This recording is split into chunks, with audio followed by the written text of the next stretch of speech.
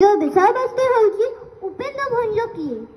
ଦେଖାବେ ନଳିନୀ ନଳିନୀ ନଳିନୀରେ ପୂରିତ ଭ୍ରମନ୍ତି ଭ୍ରମରେ ଭ୍ରମରେ ଭ୍ରମରେ ସବିତା।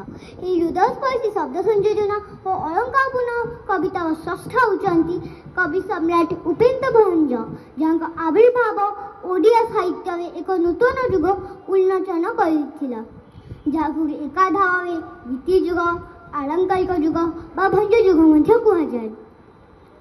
ଉପେନ୍ଦ୍ର ଭଞ୍ଜଙ୍କ ଅପୂର୍ବ ଲେଖନୀ ସ୍ପର୍ଶରେ ଏବଂ ତୃତୀୟ କଥା, ଏହା ଏକ ଦାର୍ଶନିକ ଭଙ୍ଗୀର ଉନ୍ମୋଚନ କରିଥାଏ। ରାମ ସୀତାଙ୍କର ମିଳନ, ବିଚ୍ଛେଦ ଏବଂ ପୁନର୍ମିଳନ ଏହାକୁ ଏକ ଦାର୍ଶନିକ ଭଙ୍ଗୀରେ ରୁଦ୍ଧିମାନ କରିଛି। ଏବଂ ଚତୁର୍ଥ କଥା ହେଲା, ଯାହା ମଧ୍ୟରେ ଆମେ ସୁନ୍ଦର ରୂପେ ଦେଖିବାକୁ ପାଉ ସୃଷ୍ଟିର ସର୍ଜନାରେ କିଭଳି ଭାବେ ରସ ଭରି ରହୁଛି। କାରଣ ଆଜିର କବିତାରେ ବା ଆଜିର ଗଳ୍ପରେ ବା ଆଧୁନିକ ଗଳ୍ପରେ କିମ୍ବା ଅନ୍ୟାନ୍ୟ କୌଣସି କୃତି ଭିତରେ ଏତେ ରସ ନାହିଁ ଯାହା ଭଞ୍ଜ ସାହିତ୍ୟରେ ଆମେ ଦେଖିବାକୁ ମିଳିଥାଏ।